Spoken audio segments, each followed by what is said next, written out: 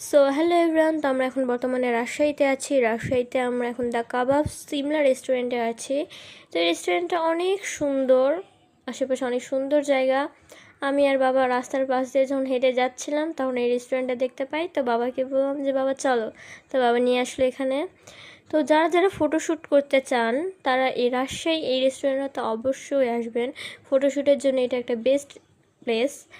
তো দেখুন, এটা হচ্ছে ঢোকার গেটের ওইদিকে, আর ওইদিকে স্টল আছে ফুচকার। আমি তো ফুচকা লাভার, আমরা ফুচকা অর্ডার করছিলাম।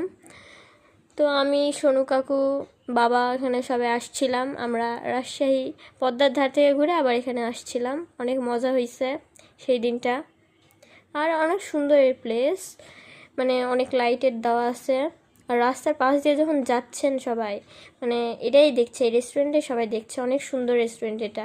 আর আমার সবচেয়ে পছন্দ হয়েছে এই জায়গাটা আমার কাছে বেস্ট লাগছে। এই রেস্টুরেন্টের বেস্ট পার্ট এটা বলতে গেলে, অনেক সুন্দর এই জায়গাটা, আমার এটা অনেক ভালো লাগছে। তো আমরা যারা যারা রাজশাহীতে আসবেন তারা এই রেস্টুরেন্টটা অবশ্যই ভিজিট করবেন। এই রেস্টুরেন্টটা অনেক সুন্দর।